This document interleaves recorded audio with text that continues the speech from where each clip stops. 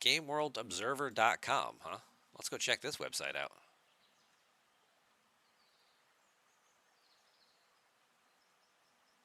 Market analysis, maybe?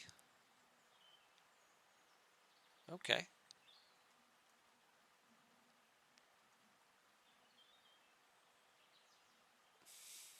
Uh-oh. My web advisor wants to block it.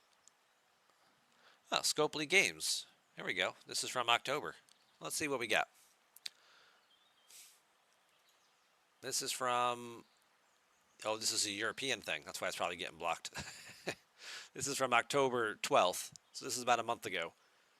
Tops 7 billion in revenue with Monopoly Go currently accounting for 74% of monthly player spending. Oof.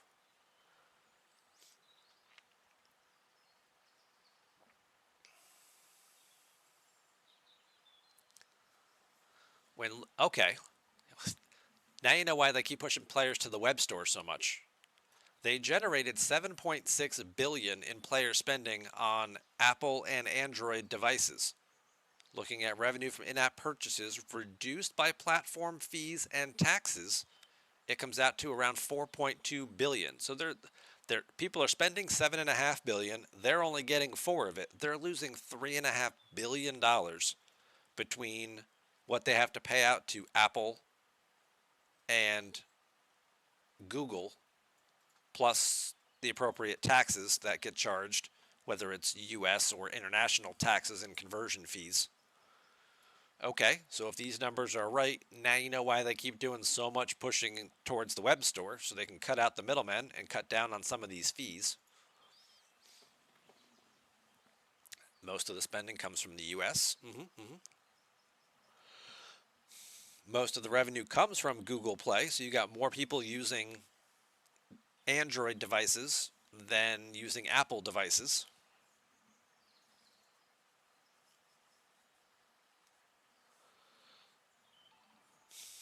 Marvel Strike Force is number 1, 716 million. Star Trek Fleet Command, 600 million. Tiki Solitaire Tri-Peaks, 500 million.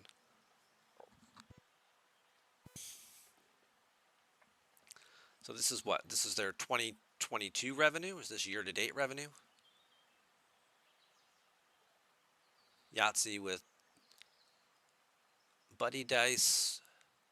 There's Monopoly Go getting 300 million.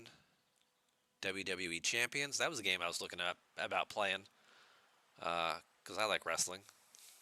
Stumble Guys is the one we were talking about with the misses. We were thinking like, oh, what's this game? This could be cute, and it was like, oh, nope, Scopely game. Never mind.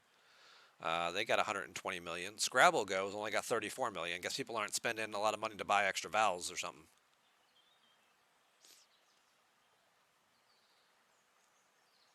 Scopely's latest title, Monopoly Go, has already broken into the top 5 since it just launched in April 2023. So, okay, so it just launched and already got 300 million. This is just since April. Okay, so this must be like current in 2023 data. Okay. So they've done 7.5 billion year to date. Plenty of downloads.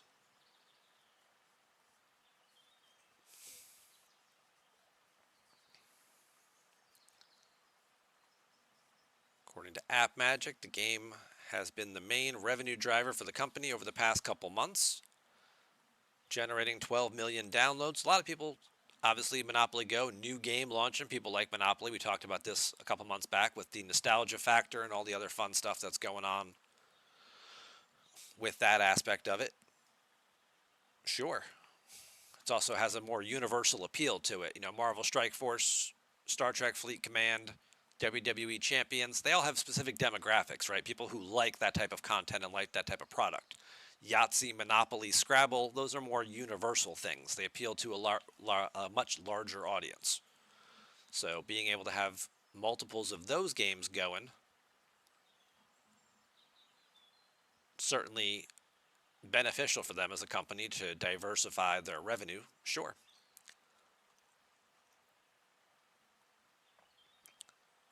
Proper use of the Monopoly IP among the main factors behind its success, weekly events and tournaments. Okay. And then here it talks about it was purchased and acquired. by the Savvy Games, owned by the Saudi Arabia Public Investment Fund back in April. Right, we saw that. We knew about that.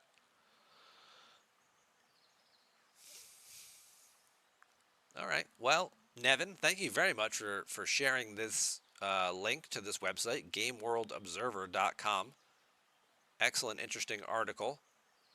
And if these figures are correct, which would make sense that they probably are.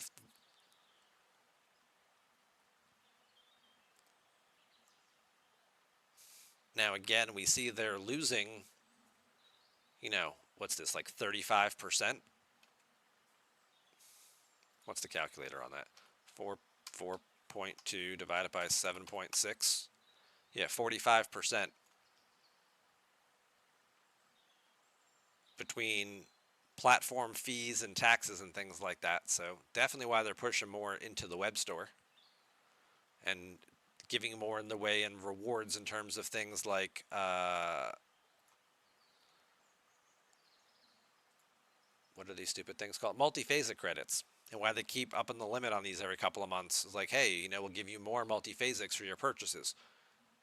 Because they don't want to be giving Apple and Google hundreds of millions or billions of dollars. Obviously, some of that is taxes that are going to the governments and stuff. So,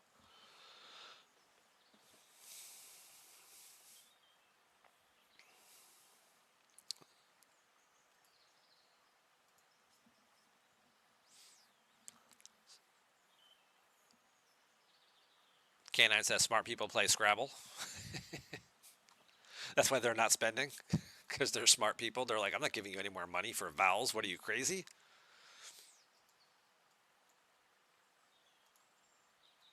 I don't need any extra letters. I can spell onomatopoeia just fine. All right, well, cool. You go for it.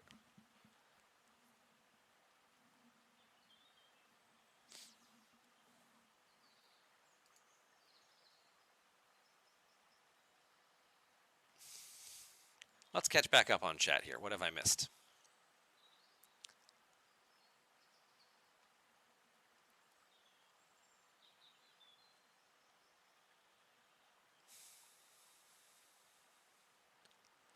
Royal Durman says you left Marvel Strike Force to come here. You're spending more here than you were over there.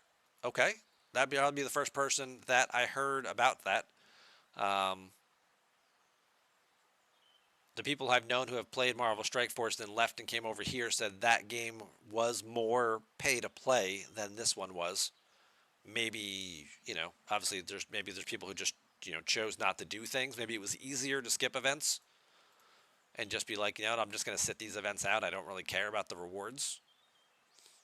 Or even if I do spend, I'm not going to get anything good anyway, so I don't need to. Whereas here, they've done a better job of blending the way you need to spend and things. I don't know.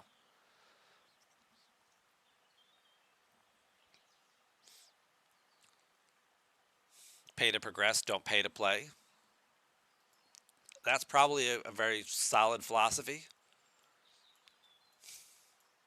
You're paying when you want to. When you want to move up faster than what the game is going to allow you to, you spend what you're comfortable doing. That's fine. That's a good strategy. Don't spend because an event's forcing you to.